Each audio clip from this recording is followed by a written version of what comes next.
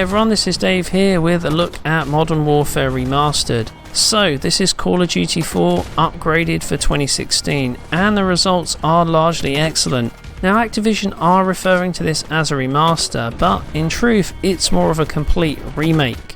We're not just looking at an increase in resolution and higher resolution textures. Yeah, we get both of those things, but instead we're looking at a complete graphical overhaul from the ground up. That means new assets, effects work, and a dramatic difference in lighting. From a visual perspective, it's like a whole new game, but the actual level design and gameplay itself, well, that's exactly the same as it was before. So what effect does this have on the overall experience? Well, to find out, we've got the original game running on 360 up against the brand new remaster. Now, we chose the 360 release simply because this is the version of the game that the majority of Call of Duty fans would have played. So in terms of the remaster, we're looking at the PS4 version here, and as to be expected, we do get a boost in resolution up to native 1080p, whereas the original 360 release renders around 1024 by 640, so that's an obvious improvement, but arguably in this case it's probably the least important one. Now from a visual perspective, pretty much everything has changed in this remaster, so it's impossible to cover all of the upgrades, but there are several key differences that arguably transform the experience.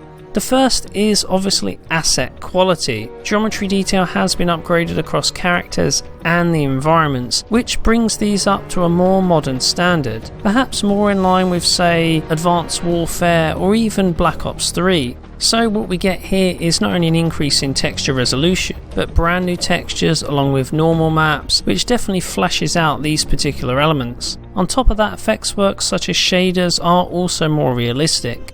It's not an exact match for, say, the latest Call of Duty titles in all areas, but it definitely comes very close and is a considerable upgrade over the original release.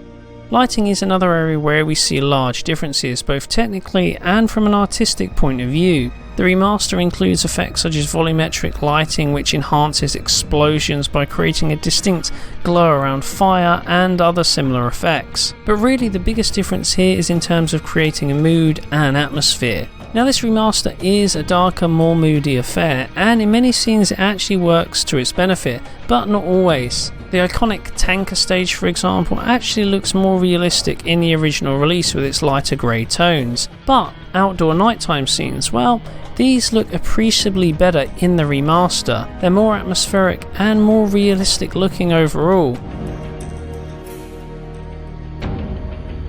Effects work is another area which sees considerable improvement. Things such as explosions are massively fleshed out. We see much more in the way of smoke and particle effects, in addition to extra light sources and volumetric effects. We also have the inclusion of wind simulation and particle physics as well, all of which tends to bring more intensity to scenes which use these particular elements.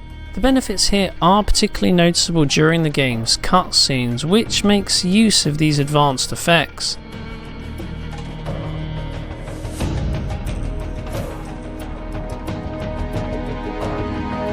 So these are by far the most dramatic upgrades in the remaster, but of course looking at the footage it's easy to tell that a lot more has been changed. In fact there are way too many alterations to go into in-depth detail here, but regardless the impact is pretty much the same. We get Call of Duty 4 upgraded to a modern standard, with these upgrades helping to create a kind of more immersive, more cinematic experience, but behind that, the actual core game, the gameplay itself, that remains the same.